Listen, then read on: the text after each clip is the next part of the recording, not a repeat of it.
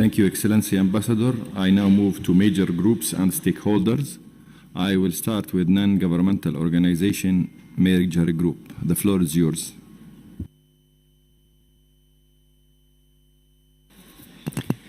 Thank you, Chair, and good afternoon, Madam Executive Director, Excellencies, distinguished delegates, dear colleagues, ladies, gentlemen, and all gentle persons. Each meeting of the Environment Assembly is meant to build on preceding agreements, resolutions, work, and our own human understanding of the world we occupy and share. Our work here directly impacts the 17 Sustainable Development Goals and all human rights, not just the right to a healthy environment. The last UNEA adopted the Animal Welfare, Environment, and Sustainable Development Nexus, noting that the health and welfare of animals, sustainable development, and the environment are connected to human health and well-being, and acknowledged the increasing need to address these connections through the One Health approach. We urge delegates to build on that resolution and reflect its content in this session's proceedings.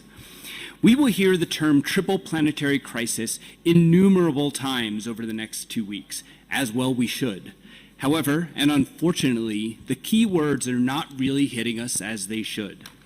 Indeed, our entire planet is affected, and indeed these effects have truly risen to the level of crises. The ambition of UNEA 6 to promote effective and sustainable multilateral actions to address the triple planetary crisis should also deal with the environmental impacts of armed conflicts and military activities that exacerbate these crises. Current conflicts and legacy impacts from past conflicts underscore the importance of addressing the environmental dimensions of war and its effects on the health and livelihoods of current and future generations. We call on member states to recognize these effects and challenges and to support the draft resolution on environmental assistance and recovery in areas affected by armed conflicts. Resolutions on the sound management of chemicals and waste and on circular economy are also under consideration as well.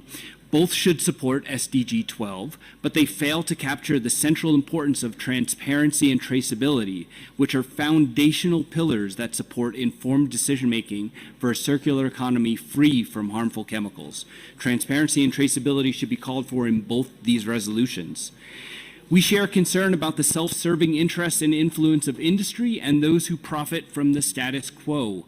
Just as false solutions like chemical recycling are used to muddy conversations at the Plastics INC, solar radiation modification does nothing to tackle the root causes of climate change and instead introduces new environmental and social risks likely to impact hardest those already suffering the worst impacts of climate change. SRM is a dangerous distraction that cannot be tested or effectively governed. There are no shortcuts, and there are no excuses for us to continue treating our planet and people so poorly. Let us pursue our forthcoming deliberations with the right frame of mind and with the right heart. Let us make decisions in the true interest of the environment, of the planet, and for all its inhabitants. Thank you, Chair.